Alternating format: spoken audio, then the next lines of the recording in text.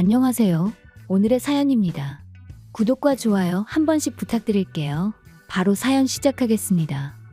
남자친구는 대학 시절 동아리에서 만났습니다.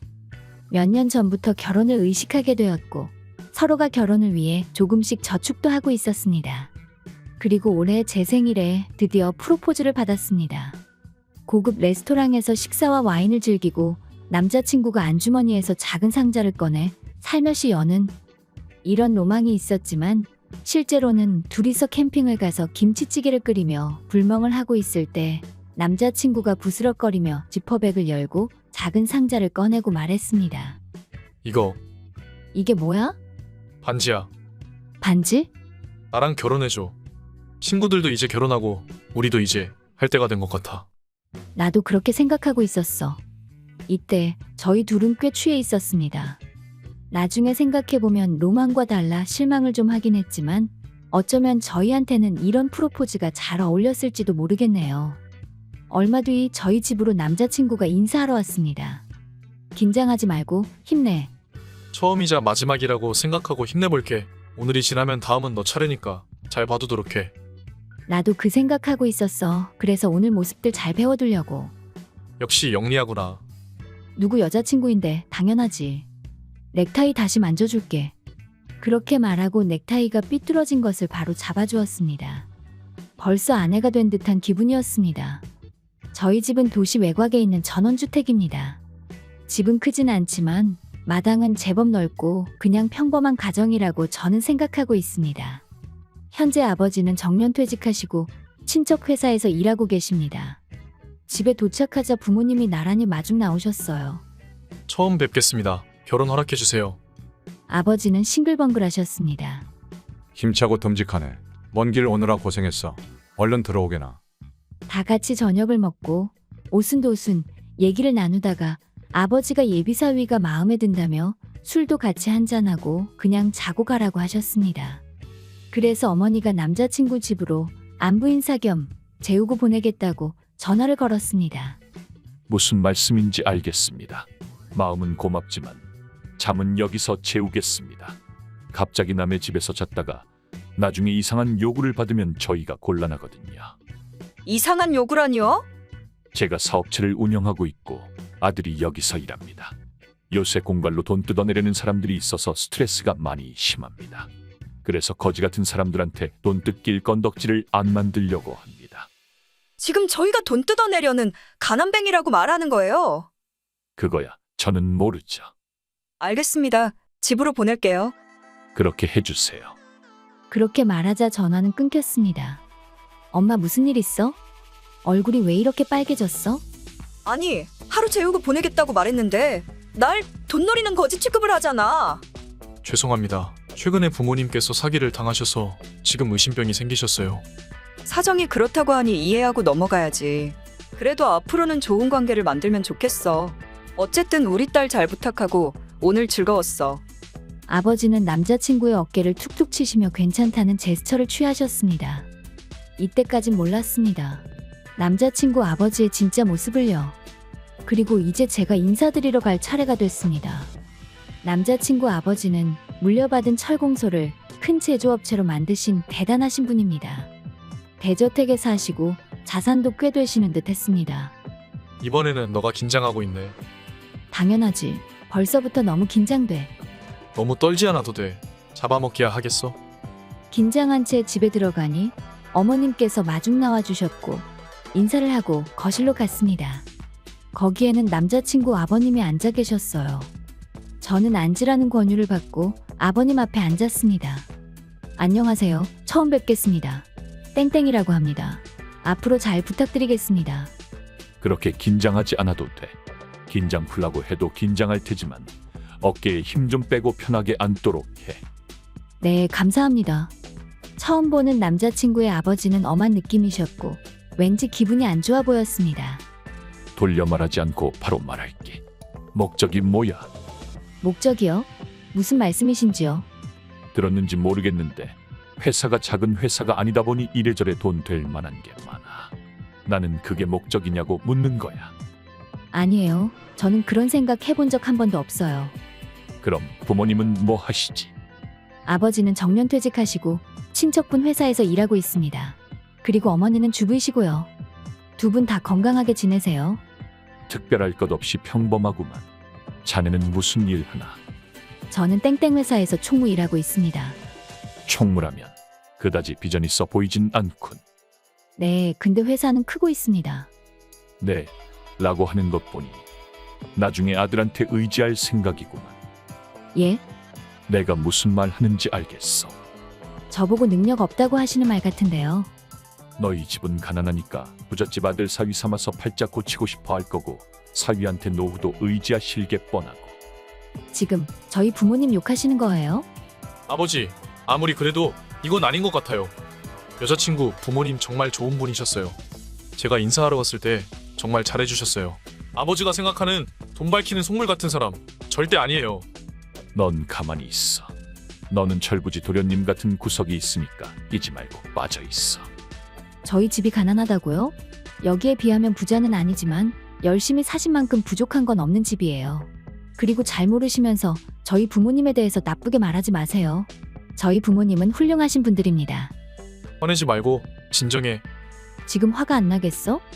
내가 말하는 가난이란 건 우리 집보다 돈이 없는 집을 말하는 거야.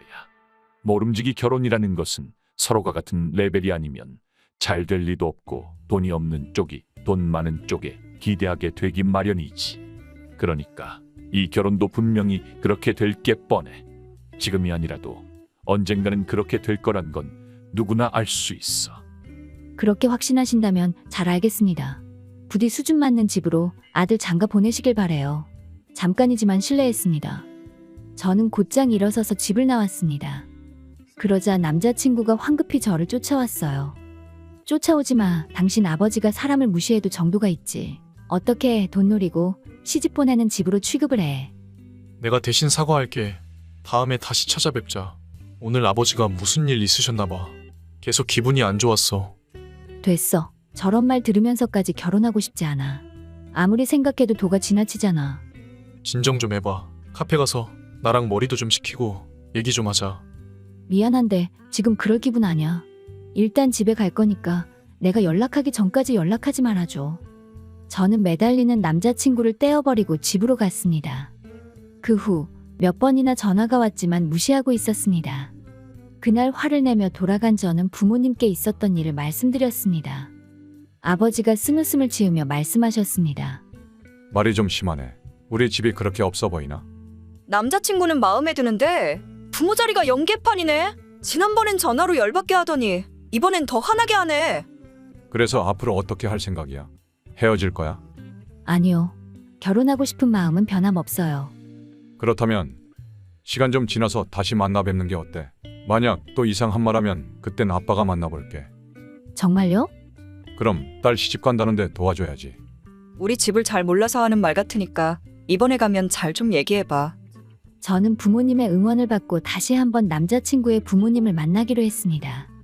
남자친구가 토요일로 약속을 잡아줬고 남자친구 집으로 다시 방문했습니다. 집에 들어가니 지난번과 마찬가지로 거실에 남자친구 아버님이 무표정으로 앉아 계셨습니다. 안녕하세요. 오랜만입니다. 이번엔 무슨 일로 왔어? 억울해서 다시 결혼 허락받으러 왔습니다. 아드님과 결혼 허락해주세요. 몇 번을 더 와도 내 마음은 변하지 않을 거야. 쓸데없는 짓 그만해. 그래요? 근데 저도 마음 안 변해요. 제가 한 고집합니다. 그만 고집 피워. 절대 안 돼. 집안 대 집안이 만나는 건데 수준이 안 맞잖아. 여러 번 말씀드리지만 저희 집 그렇게 없는 집 아니에요. 도대체 아버님은 얼마나 부자신데요? 얼마나 부자냐고. 우리 회사가 좀 있으면 중견기업으로 바뀔 예정이니까 내가 사장이니 당연히 부자 아니겠어. 근데 그건 회사가 그런 거지 아버님 돈은 아니잖아요. 내가 회사 사장인데 뭘 더 말해줘. 그럼 너희 집이 돈은 더 많다는 말을 하려는 거야. 돈이 전부인가요? 돈 없어도 마음이 부자일 수도 있죠. 돈 없는 사람들이 꼭 그런 말 하더라. 말만 그렇게 하고 하는 거 보면 항상 돈 거리면서 살면서 돈 필요하면 돈 줄 테니까 이제 오지 마. 정말 부자들은 티가 안 난다는데 아버님이야말로 돈거리시네요. 아버지 그만하세요. 너도 그만해. 끼어들지 말고 조용히 하고 있어. 그만 못해. 우리 집이 뭘 잘못했다고 이렇게 무시당해야 해. 당돌하기 짝이 없구만. 그런 건 부모님한테 배운 거야. 어떤 분들이신지 어디 한번 보고 싶네. 궁금하세요? 그러면 다음에 모시고 올게요. 그래, 다음에 데려와. 수준이 어떤 집인지 한번 봐보자. 아버지, 이제 그만하세요. 아들 장가 보내는 게 장사예요? 꼭 이렇게까지 하셔야 해요? 제 결혼 이렇게까지 반대하신다면 제가 집에서 나갈게요. 당신 아들이 저렇게까지 말하는데 계속 이럴 거야? 아들 집 나가면 두고 봐. 저는 한바탕 끝낸 후 집으로 귀가해 부모님께 오늘 일들을 말씀드렸습니다. 아버지가 한숨을 내쉬며 말했습니다. 쉽지 않겠네. 그렇게까지 말했다니. 원하는 대로 한번 가주지. 그런데 남자친구 아버지 이름이 뭐라고 했지? 땡땡이라고 했어요. 혹시 아는 사람이에요? 아니, 뭔가 찝찝하구나. 고개를 갸우뚱하시더니 뭔가 기억났다는 듯 말하셨습니다. 그래, 이제야 생각났어. 세상 참 좁네. 아빠 아는 사이야? 자세한 건 나중에 알려줄게. 약속부터 잡아봐. 다음 주 토요일 괜찮을까요? 그렇게 해. 그리고 나는 좀 늦게 갈 테니까 너는 먼저 가줄래? 같이 안 가요? 주인공은 마지막에 등장하는 거니까. 알았어요. 아버지가 무슨 생각을 하시는지 모르겠지만 맡겨보기로 했습니다. 그리고 결전의 날이 되었습니다. 가을도 깊어갈 무렵 벌써 세 번째 방문이 되었습니다. 안녕하세요, 어머님. 얼른 들어와. 오늘은 아버지도 오신다고? 술을 뭘로 준비하지? 왠지 어머님은 즐거워 보였습니다. 그런 모습을 보니 조금 마음이 편해졌어요. 여보, 술 같은 거 준비 안 해도 돼. 벌써 세 번째인데 비싼 술 꺼낼 필요 없어. 아까워. 어머님, 신경 써주셔서 감사합니다. 괜찮을 것 같아요. 그런데 왜 혼자 왔어? 아버지는 안 왔어. 조금 늦을 것 같아요. 죄송합니다. 뭐 좋아, 바뀌는 건 없으니까. 지금 도착하셨다고 연락 왔어요. 그러자 초인종 소리가 들렸습니다. 실례합니다. 어머, 오랜만이에요? 이야, 기억해 주시다니 기쁘네요. 그럼 실례하겠습니다. 오늘은 땡땡이 아버지로서 실례하겠습니다. 저희 딸 잘 부탁드립니다. 이쪽으로 오세요. 야, 오랜만이다. 라며 들어오신 아버지를 보고 갑자기 남자친구 아버님께서 일어나더니 차렷을 하셨습니다. 필승, 오랜만입니다. 선배님. 그렇게 말하고 격려를 한 것입니다. 잘 살고 있는지 궁금했는데 잘 살고 있었구나. 옛날 얘기지만 정말 성공했네. 축하한다. 누추한 곳에 모셔서 죄송합니다. 어서 앉으세요. 고마워. 우리 다 같이 앉아서 이야기하자. 그럼 실례하겠습니다. 저기 두 분이 아는 사이예요? 옛날에 해병대에 있을 때 후임이었어. 그때는 신세를 많이 졌습니다. 연락이 끊겨서 다시는 못 볼 줄 알았는데 다시 보게 되네. 지금 회사를 운영한다고? 꼴통이 엄청 출세했구만. 연락 끊겨서 죄송합니다. 아버지가 하시던 걸 물려받아 경영하느라 어쩌다 보니 연락이 끊겼습니다. 그때 많이 도와주신 은혜 잊지 않았습니다. 옛날 생각하면 회사 따위는 너랑 안 어울리는데 어떻게 잘 해냈네? 대단하다. 옛날 이야기는 이제 그만해도 안 되겠습니까? 은혜랑 옛날 이야기가 뭐예요? 하도 사고를 많이 쳐서 내가 꼴통이라고 별명 붙여주고 내가 수습 많이 해줬지. 전역해서는 힘들 때 내가 보증도 한번 서준 적도 있고. 보증을요? 그것보다 한번 해병대는 영원한 해병대 아니냐. 맞습니다. 선배님 따님인 줄은 몰랐습니다. 장난이야. 같이 늙어가는 처지에 그게 뭔 대수겠냐. 아닙니다. 말씀은 고맙습니다. 딸한테 듣자 하니 우리 집안이 마음에 안 든다고 했다던데. 지금 너에 비하면 부족하겠지만 그래도 모욕적인 말을 하는 건 아니지 않냐. 죄송합니다. 내가 지금 회사에서 일하고 있는데 이름은 신화중장비라는 곳이야. 내가 알기론 너희 회사 거래처인 걸로 아는데 여기 사장님이 내 사촌 형이야. 신화중 장비면 저희 거래처 맞습니다. 잘 압니다. 맞지? 그것도 제법 큰 거래처 아니야? 네, 저희한테 많이 중요한 거래처입니다. 지금까지 많은 도움을 받았습니다. 일 이야기하러 온 건 아니지만 지금 우리 집안을 무시한 걸 생각하면 거래처가 끊겨도 상관없는 거야. 아닙니다. 그런 건 곤란합니다. 그렇다면 얘들 결혼하는 걸 부모로서 축복해줘야 하는 것 아니야? 우리는 네가 말한 없는 집안이 아니니까. 제가 무례하게 굴었습니다. 대단히 죄송합니다. 그렇다면 앞으로 결혼 차질없게 잘 부탁해. 아버지가 없었다면 이 결혼은 못했을지도 모릅니다. 정말 아버지가 있어서 다행이라고 생각했어요. 남자친구 어머님께서 말하셨습니다. 꼴통? 이제 결혼하는 거 방해하면 안 돼.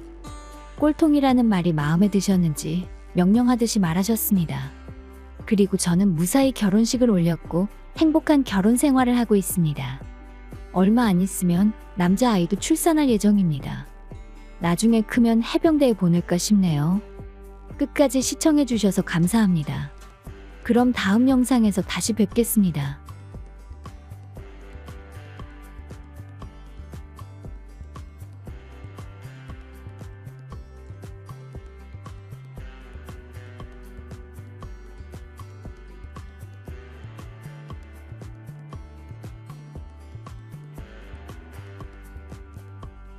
안녕하세요. 오늘의 사연입니다. 구독과 좋아요 한 번씩 부탁드릴게요. 바로 사연 시작하겠습니다. 저는 29살이고 작년에 동갑내기 남편과 결혼했습니다. 서로 회사원이었지만 회사는 달랐어요. 저희가 알게 된 것은 제가 다니던 회사 동료가 열었던 미팅입니다. 남자 경험이 없었던 저는 미팅에 가는 것도 꺼림칙해서 처음에는 거절했습니다. 동료가 계속 부탁해서 마지못해 참석하게 되었습니다. 나는 재밌는 얘기도 못하고 그냥 가만히 자리만 지키다 와야겠다. 라며 참석하러 가는 길에서도 계속 이런 생각을 했습니다. 저는 내성적인 성격이고 취미가 독서였기에 활동적이지 않아서 동성 친구도 많지 않습니다. 하물며 남자친구를 사귀어 본 적도 없었습니다. 그런 불안한 마음속에 미팅이 시작되었습니다. 저는 말을 많이 안 해도 되게 끝자리에서 음료수만 마시고 있었는데 지금의 남편이 제게 말을 걸어줬습니다. 남편은 참가자 중 가장 잘생기고 밝은 성격이었는데 왜 저에게 관심을 가졌는지 이해할 수 없습니다. 다들 저보다 예쁘고 성격도 밝았거든요. 처음에는 갑자기 말을 거는 남편에게 귀찮아서 경계했지만 언변이 좋았던 남편 덕에 점차 사이좋게 이야기할 수 있게 되었습니다. 남편과의 대화는 정말 즐거웠고 순식간에 헤어질 시간이 됐습니다. 그리고 헤어질 무렵 저기 연락처 교환하지 않을래요? 라며 제 연락처를 물어봤는데 저는 당황해서 카톡만 알려주고 헤어졌습니다. 그러자 다음날 바로 메시지가 왔습니다. 이번에는 단둘이 만나보고 싶은데요. 저는 그 메시지를 보고 꿈을 꾸는 게 아닌가 생각했어요. 이런 경험이 없었던 저는 장난으로 저를 놀리는 게 아닌가 싶을 정도였습니다. 정말요? 그럼 시간 맞춰서 둘이 만나요. 그로부터 일주일 후 저는 단둘이 저녁 식사 겸 데이트를 했습니다. 그 후에도 몇 번 더 데이트했고 마침내 고백을 받았습니다. 모태솔로였던 저는 인생 첫 고백으로 기뻐서 그 자리에서 펄쩍 뛸 정도였습니다.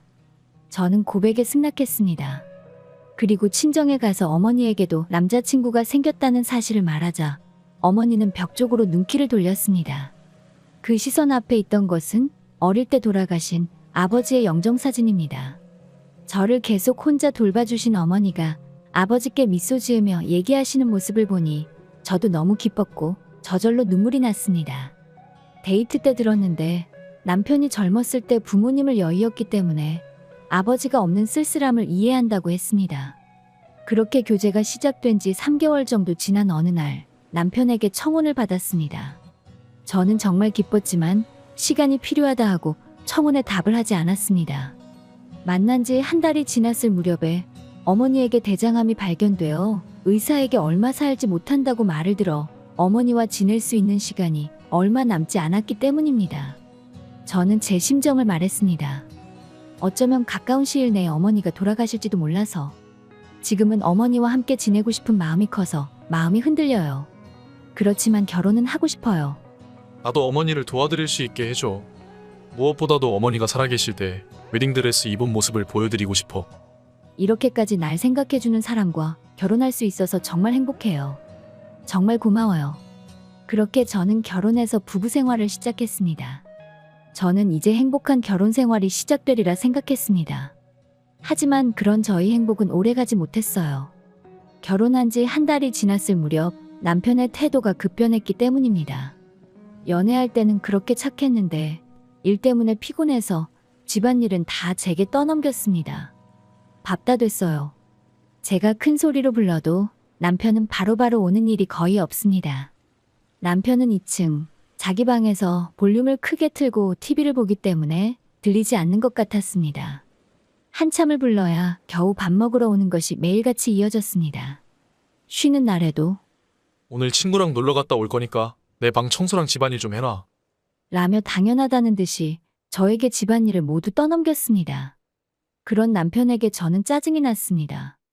그런 생활이 더 이어진 한 달 후에 저는 인내심의 한계를 맞아서 나도 일하고 있고 쉬는 날에는 집안일 좀 도와줘 라고 말했습니다. 그런데 남편은 귀찮다는 듯이 어쩔 수 없어. 쉬는 날에는 친구들이랑 우정을 다져야 해. 너는 친구가 없어서 모르겠지. 이라고 말했습니다. 아무리 그래도 앞에서 그렇게 말하다니 너무하다 싶었는데 더 이상 싸우고 싶지 않아서 더는 말하지 않았어요. 정신을 차려보니 입안에서 피맛이 나더라고요. 계속 입술을 깨물고 남편의 말을 참고 있었기 때문에 입술에서 피가 난 거였습니다. 그 정도로 남편의 말들에 분노와 함께 지쳐가고 있었습니다. 그리고 계속해서 남편의 비협조적인 태도는 점점 심해졌습니다. 제대로 된 반찬이 하나도 없네?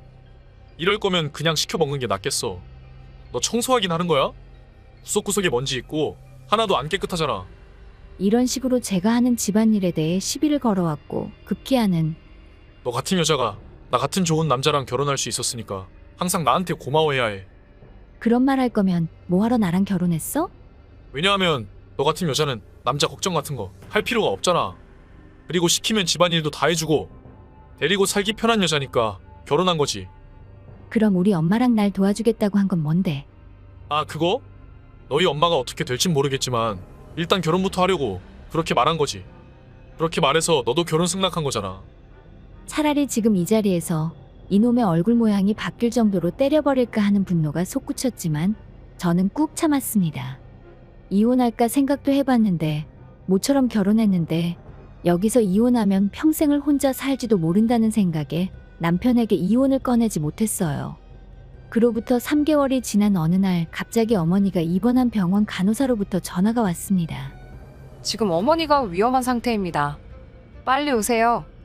저는 어느 정도 각오는 하고 있었지만 생각보다 빨리 이런 상황을 맞자 머릿속이 하얘졌습니다. 1분 정도 간호사가 하는 말을 이해하지 못하다가 정신을 차리고 급히 병원으로 향했습니다. 제발 도착할 때까지만이라도 살아계시라고 빌면서 병원에 도착하니 어머니는 이미 숨을 거두셨습니다. 저는 대답이 돌아올 리 없다는 것을 머리로는 알지만 엄마가 돌아가셨다는 사실이 믿기지 않아 수십 번 엄마를 불렀습니다. 잠시 후 진정된 저는 남편에게도 연락했습니다. 지금 엄마가 돌아가셨는데 병원에 올 수 있어? 아니, 일이 바빠서 못 가. 남편은 장모님이 돌아가셨다는데 일이 바쁘다며 오지 않았습니다. 다음 날 어머니 장례를 위한 준비가 시작됐지만 여전히 남편은 집에서 뒹굴고만 있었습니다. 그날은 토요일이고 남편도 쉬는 날이었는데 말이죠. 저는 장례식장과 절차 협의를 하느라 여러모로 힘든데 집안일을 하나도 안 도와주는 남편에게 울적해져서 말했습니다. 방해되니까 평소처럼 밖에 나가서 놀아. 그럴까? 그래도 되면 그렇게 할게. 남편은 싱글벙글 웃으며 집을 나갔어요. 이 시기에 정말 놀러 가다니 정신이 나간 놈처럼 보였습니다. 그날 밤 집에 돌아온 남편에게 내일부터의 장례식에 대해 말하고자 말을 걸었습니다. 내일 장례식 말인데? 내일 장례식 못 가. 무슨 말 하는 거야? 농담이지? 장모님 장례식에 안 가는 사위가 어딨어. 내일부터 출장이라서 어쩔 수 없어. 일이라면 내가 회사에다가 경조사 휴가 달라고 전화해 줄게. 저는 남편의 핸드폰을 빼서 회사에 전화하려고 했는데 멋대로 하지 마. 그리고 장례식은 못 가지만 부의금은 낼 테니까 이거 받아. 그렇게 말하고는 책상에 올려두는 것은 1,000원짜리 3장이었습니다. 지금 장난칠 상황이야? 장난 아닌데. 나는 너희 엄마한테 신세 진 게 없잖아. 노잣돈으로 그거면 충분하고도 남지. 역시 이 남자는 미쳤습니다. 저는 과거에 느껴본 적이 없을 정도로 남편에 대해 화가 치밀어 올랐습니다. 역시 장례식에는 남편은 나타나지 않았습니다. 장례 자체는 차질 없이 끝났고 무사히 어머니를 보내드릴 수 있었습니다. 그렇게 모든 장례식이 끝나고 장례식에 참석해준 친구와 점심을 먹으러 갔습니다. 오랜만에 친구와 점심을 먹을 수 있어서 기분 좋게 시간을 즐기고 있었습니다. 점심도 다 먹었고 슬슬 돌아갈까 했을 때 친구가 저에게 말했습니다. 너 결혼한 지 얼마 안 됐을 때 신랑이 길에서 어떤 젊은 여자와 손잡고 걷는 걸 봤었어. 뭐라고? 잘못 본 거 아니야? 아니야. 아무리 생각해도 맞는 것 같아서 조심스럽게 얘기해주는 거야. 저는 옛날부터 남편의 추잡한 면이 있어서 혹시 진짜일지도 몰라 이틀 후 남편이 씻고 있을 때 핸드폰을 몰래 훔쳐봤습니다. 다행히 남편의 핸드폰 패턴은 외우고 있었습니다. 제가 보안 패턴을 외우고 있는지는 몰랐을 겁니다. 그리고 카톡을 뒤졌는데 의심할 만한 게 없었습니다. 저는 곧이어 문자 메시지와 네이버 메일함도 봤는데 메일함에 바람 피운 흔적이 있었습니다. 지금 당장이라도 만나고 싶어. 저런 여자보다 너랑 있는 게 훨씬 좋아. 확실한 증거가 있었습니다. 그리고 사진첩에도 매주 둘이서 사이좋게 찍은 사진들이 있었습니다. 그리고 둘이 여행 간 기록이 있었는데 날짜를 확인해보니 엄마 장례식 날이었습니다. 남편은 출장 간다며 얼굴조차 비치지 않았는데 사실은 저에게 거짓말하고 여행을 떠났던 것입니다. 그걸 보는 순간 핸드폰을 던져버리고 싶을 정도로 거꾸로 피가 솟구쳤습니다. 하지만 증거를 없애버릴 수는 없었기에 모든 증거를 제 핸드폰으로 복사했습니다. 그리고 남편에게 들키지 않도록 원래 자리에 갖다 놓은 후 증거들을 하나씩 확인해봤습니다. 그 여자는 회사 동료인 것 같았고 이름도 알 수 있었습니다. 장례식까지 무시하며 이런 짓을 한 걸 용서할 수 없었습니다. 저는 다음 날 바로 변호사 사무실로 갔고 이혼 상담 후 변호사를 선임했습니다. 그리고 염라대왕 곁으로 남편을 보내주기로 했습니다. 그날 밤 남편이 그러고 보니 한 달 뒤에 사장님 결혼식이 있으니까 축의금 좀 챙겨줘.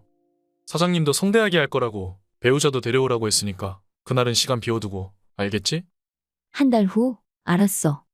남편에게 결혼식에 간다고 했지만 그럴 생각은 없었어요. 사장님에게 원한은 없지만 남편 때문이라도 절대 가지 않으려고 했습니다. 그리고 이참에 남편에게 복수해야겠다고 다짐했습니다. 우선 남편을 속이기 위해 당일 입을 의상에 대해 남편과 의논했습니다. 여보, 사장님 만나는데 잘 보여야겠지? 마땅히 입을 만한 게 없는데 같이 옷 사러 가지 않을래? 그렇게 말하고 저는 남편을 꼬셔서 옷을 사러 갔습니다. 남편도 사장님 결혼식이기 때문에 체면을 생각해 비싼 옷을 사줬습니다. 평소 같으면 절대로 안 사줄 텐데 말이죠. 고마워. 그날 이거 입고 결혼식 가는 거 기대되네? 다음으로 준비하라고 한 축의금이지만 이것에 대해서는 이미 준비했습니다. 축의금 봉투는 비치지 않는 조금 두꺼운 종이로 만든 화려한 것으로 했습니다만 안에는 3,000원밖에 넣지 않았습니다. 어차피 남편은 열어서 확인도 안 할 테고 그리고 딱풀로 못 열어보게 붙였습니다. 그렇게 한 달 후 결혼식 전날이 되었고 저는 계획을 실행했습니다. 미안한데 나 내일 이래서 결혼식에 못 가. 하루 전에 그런 말을 하면 어떡해. 그냥 하루 연차 쓰면 되잖아. 비싼 옷 입는 것도 기대된다며. 내가 봤을 땐 당신이랑 별다를 게 없는데? 나도 어쩔 수 없어. 당신도 일이 먼저듯이 나도 일이 먼저야. 우리 엄마 장례식 때 기억 안 나? 남편도 저한테 그런 말을 듣고 짜증난 표정이었지만 더는 아무 말도 안 했습니다. 그리고 결혼식 당일 아침에 남편에게 축의금 봉투를 건네주며 두둑히 넣었다고 말했습니다. 남편은 어제부터 계속 기분이 안 좋아 보였지만 두둑히 넣었다고 하니 금세 표정이 밝아졌습니다. 저는 남편의 표정을 보고 웃음을 참기 힘들었습니다. 두둑히라고 해봤자 3,000원이었으니까요. 밤이 돼서 남편이 돌아왔는데 저를 보자마자 갑자기 소리를 질렀습니다. 나 골탕 먹이는 거야? 너 때문에 아주 개망신 당했잖아. 골탕이라니? 대체 무슨 소리야? 집에 오는 길에 사장님이 축의금이 3,000원이던데 잘못 준 거 아니냐고 전화가 오잖아. 왜냐하면 우리 엄마 부의금으로 3,000원 냈잖아. 나도 사장님한테 신세 진 게 없으니까 그거면 충분하지. 당신보다 적게 넣은 것도 아닌데 왜 화를 낼까? 뭐라고? 사장님이 월급을 주니까 우리가 생활하는 거지. 이런 것조차 생각 안 하는 사람인지 진짜 몰랐네. 남편 내줘도 못하는 건 필요 없어. 그냥 이혼해. 이혼? 바라던 바야. 장례식은 바빠서 못 온다면서 여행 갈 시간은 있었나 보지? 나도 너 같은 거 필요 없어. 그게 무슨 소리야? 그때 진짜 일이 바빴다고. 끝까지 거짓말이네? 내가 눈치채지 못한 줄 알았어? 그럼 이걸 보고 뭐라고 설명할래? 너는 여행 가서 일하나 보지? 그리고 회사 동료랑 이런 메일도 주고받아? 저는 남편의 핸드폰에서 복사한 증거들을 보여줬습니다. 메일에는 화나는 내용이 많았습니다. 집사람이랑은 아이를 가질 수 없어. 나중에 집사람 닮아서 못생기게 태어나면 불쌍하잖아. 쉬는 날에 친구들 만나러 간다고 하면 쟤는 진짜 그런 줄 알아. 저는 그런 메일을 남편에게 읽어주며 다그쳤습니다. 꽤 내가 만만했나 본데.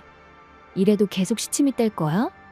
옛날에 나한테 데리고 살기 편한 여자라고 한 거 나는 잊지 않았어.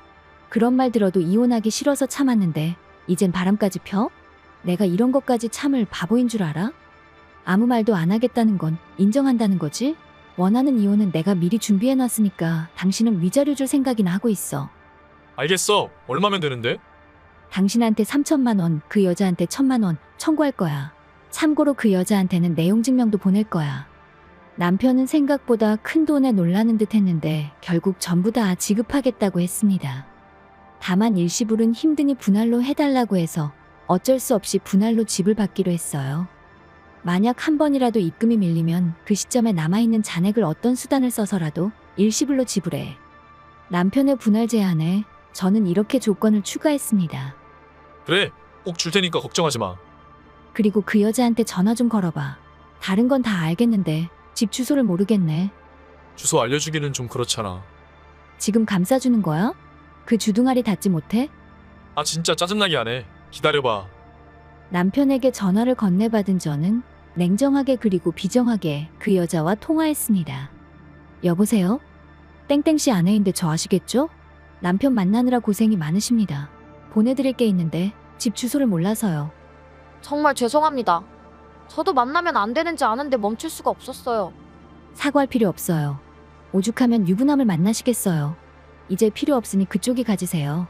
그것보다 집 주소 좀 불러주세요. 위자료 받으려면 내용 증명 보내야 하거든요. 다음 날 변호사에게 주소를 전달하고 나머지를 부탁했습니다. 그로부터 이틀 뒤 집에서 짐을 싸서 나가려는데 정말 미안했어. 지금까지 후회하고 있어. 한 번만 봐줘. 지금 와서 사과하는 게 무슨 의미가 있겠어? 그때 당한 치욕은 평생 치유할 수도 없고 평생 당신을 용서할 수 없으니까 남은 인생도 이 여자 저 여자 꼬시면서 계속 그렇게 살아. 친정으로 향하는 기차 안에서 분해서 눈물이 났지만 마지막으로 남편에게 하고 싶은 말을 하고 와서 후련했습니다. 마지막으로 따졌을 때 남편의 표정은 아직도 잊혀지지 않네요. 그로부터 한 달 후 친정에 돌아온 저는 마음의 안정도 찾고 평온하게 살고 있었습니다. 그런 평온한 어느 날 남편에게 전화가 왔습니다. 무슨 일이야? 저기 회사에 바람 피운 게 걸려서 그만뒀거든. 그래서 이번 달 위자료는 좀 미뤄야 할 것 같아. 그건 나랑 상관없는 얘기 아니야? 그만두던 계속 다니던 약속대로 어떻게든 입금해야지. 나도 그러고 싶은데 돈을 마련할 방법이 없어. 그 여자는 위자료 바로 입금했던데 너무 무능력한 거 아니야? 아니면 그 여자 보고 대신 좀 내달라고 해. 그 여자랑은 헤어졌어. 연락도 안 되고 이제 끝났어. 저는 웃음이 나왔습니다. 아내의 부모에게 의리 없는 짓을 하고 장례식에도 참석하지 않고 자신은 여행을 하고 있었던 벌입니다. 그래? 진짜 코미디가 따로 없네. 드라마보다 더 재밌다. 장례식도 안 오고 평생 함께 살 것처럼 여행까지 가더니 그거 꼴 좋네. 저는 실컷 비웃어주고 전화를 끊었습니다. 결국 밀리는 거 없이 위자료는 입금됐습니다. 아마 저를 떠본 게 분명합니다. 저는 다시 정상적인 생활을 해오다 2년 전에 새로운 남자친구가 생겼습니다. 그리고 다음 달에 결혼합니다. 전 남편과는 달리 정말 성실하고 저에게 매우 잘 해줍니다. 저는 결혼 전 이 남자에 대한 확인이 필요했고 약 1년 정도는 함께 동거도 하고 있습니다. 연애 때와 동거한 후에도 변함없이 잘해주는 모습에 감동하여 결혼까지 승낙했고 이제 다시 행복을 찾으려 합니다. 살다 보면 또 힘든 일이 있겠지만 지금 이 남자와는 평생토록 잘 살아보도록 하겠습니다. 끝까지 시청해주셔서 감사합니다. 그럼 다음 영상에서 다시 뵙겠습니다.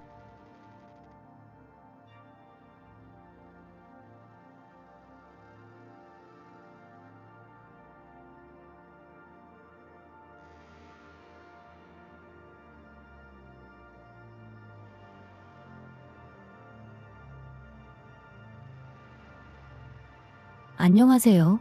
오늘의 사연입니다. 구독과 좋아요 한 번씩 부탁드릴게요. 바로 사연 시작하겠습니다. 지역에서 나름 인지도 있는 A사에서 청소부로 일하고 있는 60대 여성입니다. 휴일엔 취미인 바느질을 즐기고 있으며 이웃들과 즐겁게 수다를 떨며 바느질을 즐기는 모임을 운영하고 있습니다. 남편은 퇴직 후 계약직으로 일하면서 주부 연습 중입니다. 최근에는 요리 실력도 늘어나서 즐겁게 주방에 서 있습니다. 그리고 저에게는 대기업에 다니는 아들이 있습니다. 아들은 매우 상냥하고 친화력 좋은 아이지만 옛날부터 여자랑은 관련이 없었어요. 30이 넘도록 여자 한 번 제대로 못 사귀어봐서 결혼은 무리일 거라고 체념하고 있었어요. 그런데 갑자기 결혼하고 싶은 사람이 있다며 집에 여자를 데리고 온 겁니다. 데리고 온 여자는 아들보다 5살 연하로 인턴직으로 아들의 회사에서 일하고 있다고 합니다. 저와 남편은 지금까지 제대로 여자친구가 있었던 적이 없었던 아들이 여자 보는 눈이 없을 것 같아 불안했어요. 그러나 예비 며느리는 착하고 상냥해 보였기 때문에 저희는 안심했습니다. 그때 며느리의 연기에 속지 않았다면 이렇게 되지 않았을 거지만요. 아들의 결혼은 일사천리로 진행되어 순식간에 결혼식 당일이 되었습니다. 행복하게 웃는 아들과 며느리를 보고 저도 기뻐서 눈물이 났습니다. 하지만 결혼식에서 조금 이상한 게 있었어요. 그것은 며느리와 그 친구들입니다.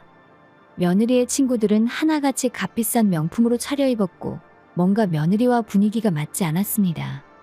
일단 친구들은 며느리에게 축하한다고 말하고 있지만 축복하는 느낌이 아니라 왠지 노려보는 것처럼 느껴졌습니다. 며느리와 친구가 대화하고 있을 때도 왠지 냉랭한 공기가 흘렀습니다. 아들은 결혼 후 저희 집에서 차로 20분 정도 거리에 살며 가끔 집에 놀러 옵니다.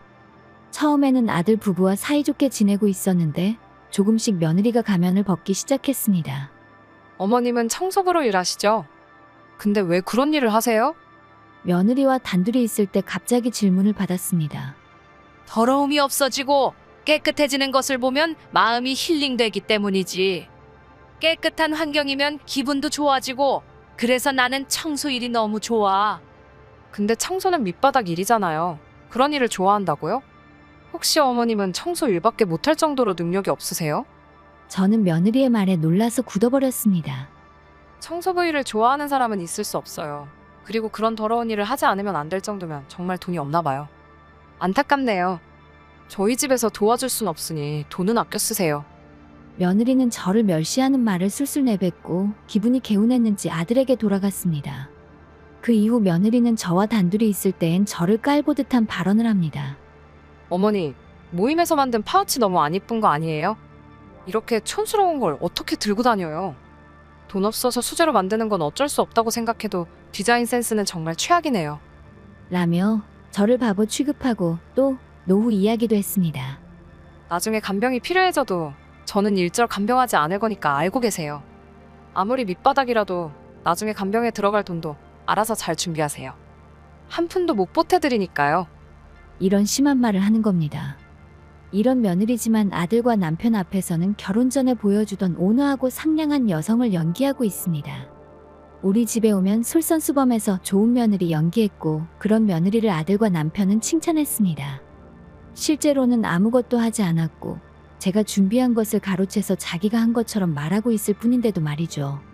아들도 남편도 여우탈을 쓴 며느리의 모습밖에 못 봤기 때문에 제가 무슨 말을 해도 믿지 않을 것이라고 생각해 일절 말도 못 꺼내고 있었습니다. 어느 날 놀러온 며느리가 저와 남편에게 할 말이 있다고 말했습니다. 저 정직원으로 취업하려고 해요. 결혼하면 전업주부로 살고 싶다고 했잖아. 갑자기 이유가 있어? 아버님, 이제 여자들도 경력을 쌓고 능력을 키워야 하거든요. 젊었을 때부터 앞을 내다보고 경력을 쌓아두지 않으면 나중에 일하고 싶을 때 선택지가 없을 것 같아요. 며느리는 저를 보며 말했습니다. 아들이 곤란한 듯 말했습니다. 나는 집사람 응원하고 싶긴 한데 그래도 제대로 회사 생활을 해본 적은 없으니까 일단 작은 회사에서 먼저 겪어보는 게 어떻냐고 했는데 엄마가 일하는 A사에 취직하고 싶다네. 하필이면 웬 내가 있는 회사야. 며느리가 아들에게 말했습니다. 작은 회사는 싫다고 했잖아. 아무나 들어갈 수 있는 회사에는 들어가기 싫어. 당신 회사처럼 어느 정도 이름이 알려진 회사가 아니면 내 능력을 인정받을 수 없으니까. 저는 며느리의 높은 자기평가와 일에 대한 생각에 위화감을 느꼈지만 말을 꺼낸 데 의미가 없다고 느껴 차를 다시 끓이기 위해 부엌에 갔습니다. 그러자 며느리도 도와드릴게요. 라며 아양 떨며 뒤를 따라왔습니다. 하지만 실제로는 아무것도 하지 않고 싱크대에 기대서 머리카락만 만지작거리고 있을 뿐입니다. 며느리는 차를 끓이고 있는 저에게 말을 걸었습니다. 그러니까 앞으로는 저희 집 살림도 부탁할게요. 그게 무슨 말이야? 너가 일한다고 내가 집안일을 왜 해줘? 그리고 아직 면접에 붙은 것도 아니면서 벌써부터 그런 말을 해. 인턴이긴 했지만 대기업에서 일했던 제가 인지도가 좀 있다고 해도 A사 같은 중견기업에 떨어질 리가 없잖아요. 게다가 일하면 집안일 할 시간이 없어지는 건 당연하죠. 어머님은 청소부로 일하잖아요. 그럼 우리 집안일도 할 수 있잖아요. 내가 너희 가정부니? 그리고 너는 나보고 의지하지 말라며? 그러면 너도 나한테 의지하지 말아야지. 집안일은 나한테 말하지 말고 아들이랑 상의해. 정말 쓸데없네요. 보잘것없는 청소나 하시면서 잘난 척하지 마세요. 며느리는 성질을 내며 주방에서 나갔습니다. 저는 아들 부부가 돌아간 후 남편과 대화를 나눴습니다. 며느리가 아까 당신이 자기를 싫어하는 것 같아서 힘들다고 하더라고. 친해지고 싶기도 해서 자기한테 집안일 좀 가르쳐주러 집에 와주면 안 되겠냐고 했는데 당신이 화냈다고 하더라고. 그래도 시어머니랑 친해지고 싶으니까 집안일도 배울 겸 친해질 수 있게 자기 집에 오시게 설득 좀 해달라고 나한테 부탁까지 하더라고. 내가 며느리 본성을 파악하고 있긴 했는데 생각보다 더 영악한 것 같아. 자기한테 엄하게 하는 시어머니한테 집안일을 배우고 싶다는 며느리 말을 어떻게 믿겠어. 그리고 당신이 누굴 싫어하거나 엄하게 대할 사람이 아니라는 것은 내가 잘 알지. 내가 연륜이 생겨서 그런지 이제 본성 같은 건 웬만하면 다 보여. 나한테 며느리가 그런 부탁한 건 아마도 당신을 부려먹고 싶어서가 아니겠어? 남편은 웃으며 말했습니다. 오늘 며느리가 일하고 싶어 하는 건 들었지만 그렇다고 해서 며느리가 원하는 대로 해줄 필요는 없어. 당신이 봐서 판단하도록 해. 영 아닌 것 같으면 집에 오지 말라고 해도 되고. 저는 남편이 제 편이라는 것을 알고 안심했습니다. 알겠어. 그럼 이제부터는 내 마음대로 할게. 제가 남편에게 답하자 남편은 고개를 끄덕였습니다. 남편과 이야기하고 있는데 아들에게서 전화가 왔어요. 엄마, 오늘 집사람이 엄마한테 일하기 시작하면 우리 집 살림해달라고 했죠? 패 끼쳐서 미안해요. 집사람한테 엄마한테 패 끼치지 말라고 말해놨어. 엄마가 상냥하니까 집사람이 할 말, 못할 말 구분 못한 것 같아. 마음에 담아두지 말고 그냥 흘려줘요. 그래도 너가 잘 알고 있어서 다행이야. 지금처럼 내 생각해준다면 나는 그걸로 충분해. 며느리를 좋아하게 될 순 없지만 이러쿵저러쿵 말하는 것은 그만두자고 생각했습니다. 세월이 흘러 며느리가 A사의 면접을 보는 날이 되었습니다. 제가 평소처럼 회사 청소를 하고 있으니 뒤에서 뚜벅뚜벅 발걸음이 들렸습니다. 뒤돌아보니 거기에는 정장을 갖춰 입은 며느리가 서 있었습니다. 며느리는 멸시하는 듯한 눈으로 저를 힐끗 쳐다보며 콧웃음을 쳤습니다. 역시 너덜너덜한 청소복이 잘 어울리네요. 제가 한숨을 내쉬며 대꾸하지 않자 며느리는 이긴 기분이 들었는지 즐거워하며 말을 더했습니다. 저는 밑바닥 인생 살고 싶지 않으니까 확실히 경력 쌓아둘게요. 며느리는 비웃으면서 그렇게 말하고 면접장으로 갔습니다. 괜찮으세요? 세상에 저런 말을 하는 사람이 있다니. 며느리가 떠나자 직원이 안면이 창백해져 말을 걸어줬습니다. 괜찮아요. 이만 가볼게요. 저는 남자에게 대답하고 청소도구를 치웠습니다. 며느리의 면접은 화목한 분위기로 진행되고 있는 것 같았습니다. 저는 정장을 갖춰 입고 화장과 머리 모양도 새로 하고 면접장에 들어갔습니다. 며느리는 저를 알아보곤 눈이 튀어나올 듯이 커졌습니다. 늦어서 죄송합니다. 오늘 면접 책임자 땡땡입니다. 제가 웃는 얼굴로 말하자 며느리는 당황한 모습으로 제 옆에 앉아있는 2명의 면접관을 봤습니다. 저기 청소부가 이상한 말을 하는데요. 네? 청소를 하시긴 하는데 청소부는 아니시고 저희 회사 회장님이세요. 안쪽에 앉아있던 인사부장이 대답했습니다. 아니, 그럴 리가 없어요. 분명히 저 사람 아들한테서 청소부라고 들었어요. 아들이 나를 회장인데 청소만 한다고 설명 안 하던가요? 회장이라고 하는 게 그 바느질 동아리 말하는 거죠. 저도 모르게 웃음이 나왔습니다. 바느질 모임을 운영하고 있지만 회장이라고 불리지 않습니다. 아마 아들이 한 말을 대충 들어서 동아리 회장인 줄 알았나 본데 그건 잘못 들은 본인 책임이죠. 말도 안 돼요. 집도 차도 평범한데 어떻게 회장이에요? 내가 벌어서 내 마음대로 돈 쓰는 건데 무슨 상관이죠? 그런 것보다 더 가치 있게 돈 쓰니까 자기 기준에 맞추지 마세요. 제가 말하는 동안에도 며느리는 넋이 나간 듯 믿을 수 없다며 계속 중얼거렸습니다. 그러자 제 옆에 앉아있던 인사과장이 입을 열었습니다. 좀 전에 당신이 회장님께 말하는 것을 들었습니다. 저희 회사에는 열심히 일하는 사람을 깔보는 사람 따위는 필요 없습니다. 아까 안면이 창백해져 말을 걸어온 사람이 인사과장이었어요. 며느리는 점점 안면이 하얘졌고 얼음처럼 굳었습니다. 더 이상 면접할 필요성이 없네요. 오늘 면접은 여기서 끝입니다.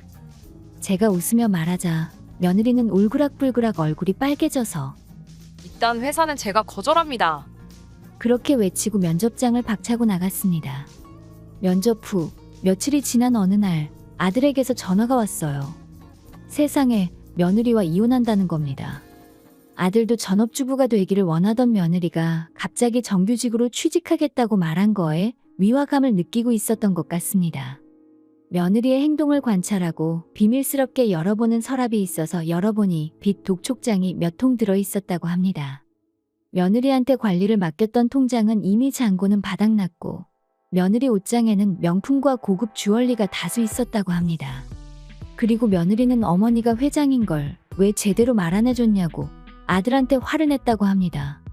아들은 말해줬는데 자기 멋대로 생각한 거라고 맞받아 쳤다 했고, 그리고 통장에 잔고가 없어진 것과 독촉장들에 대해 추궁해서 사실을 들을 수 있었다고 합니다. 며느리는 결혼식에 와 있던 친구들과 항상 시기, 질투를 주고받았다고 합니다.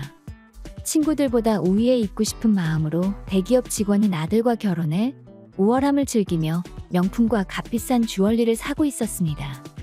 돈이 다 떨어졌는데도 낭비를 멈출 수 없어 빚도 생겨 초조했다고 합니다.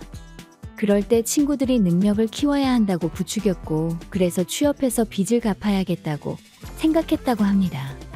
며느리는 모든 걸 실토하고 어머니가 회장이니깐 빚 좀 대신 갚아달라고 부탁을 해서 어이가 없어 분노조차 느껴지지 않은 아들은 그 자리에서 바로 내쫓았다고 합니다. 그리고 앞으로 변호사를 선임해 몰래 사용한 돈의 상환과 이혼을 요구한다고 합니다. 설마 이렇게까지 일이 진행될 줄 몰랐는데 갑자기 인터넷에 A사를 욕하는 글이 다수 발견됐습니다. 하찮은 청소부가 운영하는 회사라고 쓰여있던 것으로 보아 며느리의 소행임이 확실했습니다. 저는 게시글에 대해 법적으로 대응하겠다고 글을 쓰자 며느리한테 전화가 왔습니다. 잠시만요. 법적 대응하겠다는 게 무슨 말이에요? 지금 취직도 못하고 빚도 못 갚고 당장 이혼당할 위기인데 너무한 거 아니에요? 지금 제 이야기도 소문나서 친구들한테 전화도 폭주하고 있어요. 저한테 청소부라고 사기치셨으니 오히려 저한테 위자료 주셔야죠. 전부 다 말해줬는데 그러게 누가 착각하래? 착각한 본인 탓을 해야지. 나한테 감정이 있으면 나한테 시비 걸어야지. 회사에다가 시비를 걸면 회사는 가만히 있을 수가 없어. 어쩔 도리 없이 고소하는 수밖에 없어. 좀 있으면 고문 변호사가 전화 줄 거니까 만반의 준비를 하는 게 좋을 거야. 정말 저 고소당하는 거예요? 제가 쓴 글은 전부 다 지울 테니까 고소만은 하지 말아주세요. 울먹이는 목소리로 부탁을 하길래 저는 한 가지 제안을 했습니다. 아들과 이혼하고 앞으로 일절 우리 가족과 접촉하지 않겠다고 약속한다면 고소하는 것은 취소하도록 할게. 알겠어요. 며느리는 기어들어갈 듯한 목소리로 대답하고 전화를 끊었습니다. 며칠 후 사돈이 사과하러 왔습니다. 원래 학창시절부터 이기적이고 1등이 아니면 마음이 풀리지 않는 아이였는데 결혼하면서 그런 모습을 다 벗은 줄 알았는데 죄송하다며 대신 눈물 흘리시며 사과하셨습니다. 며느리는 친정으로 돌아갔지만 시골 환경과 부모님의 잔소리를 견디지 못하고 바로 나가버렸다고 합니다. 지금은 어디에 있는지도 모른다고 하네요. 사람을 깔보며 우월감을 느끼기 위해 사는 인간은 결국 모든 것을 잃고 맙니다. 얼마나 불쌍한 최후인가요? 아들은 이혼의 충격에서 빨리 회복하고 이번에는 정말 괜찮은 여자를 만났다며 결혼까지 생각 중이라고 합니다. 저는 아들이 여자를 보는 눈이 탐탁치 않아 약간의 불안감을 느끼지만 그래도 얼른 이혼의 아픔으로부터 벗어나 다시 행복하길 바라고 있습니다. 끝까지 시청해주셔서 감사합니다. 그럼 다음 영상에서 다시 뵙겠습니다.